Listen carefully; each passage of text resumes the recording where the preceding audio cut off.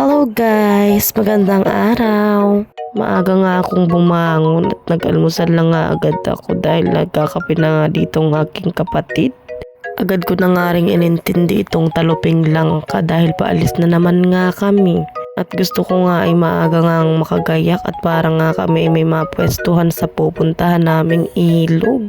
Dito nga ay dalawa nga ang tinalupan kong langka at naisip ko nga na hindi na pala ito kakasya dito sa kaldero namin paglulutuan.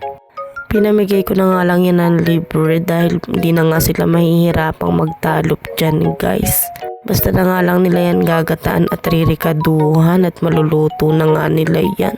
Fast forward na nga mga ante ko at ito nga paluto na nga ang langka dito. Padalawang gata na nga itong inilalagay ko. For today's ganap nga, ipupunta na naman nga kami sa ilog at sa sunguan nga namin naisipang pumunta.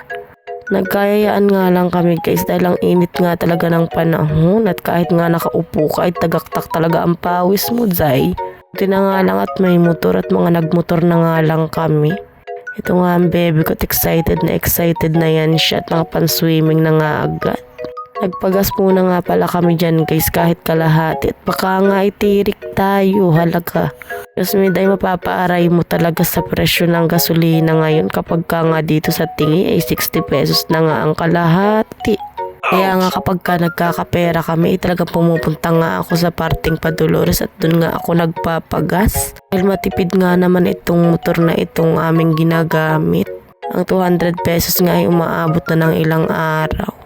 At nakarating na nga pala kami dito guys, diba sobrang ganda.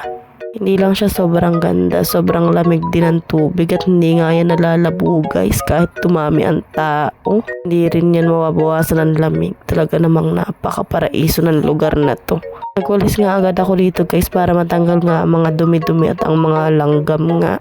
Dahil magpe-prepare na nga kami ng aming tatanghalianin at gutom na nga rin ang iba.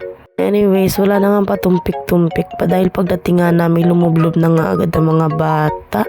Sabi ko nga sa kapatid ko, igayak na nga namin itong tanghalian at para nga makakain na rin ang mga bata dahil baka nga gutom na rin sila. Muna na nga rin kami kumain guys dahil mamaya pa nga ang mga kasamahan namin susunod. Nga at nagtampisaw na rin ang aking bebe. Anyways, hindi na nga ako nakapag-video sa mga pangyayari dahil nga sobrang saya lang ng aming banding. Kaya hanggang dito na nga lang pala muna guys dahil umuwi na rin kami ng mga bandang alas 5 ng hapon. Bye-bye na. Maraming salamat sa panonood.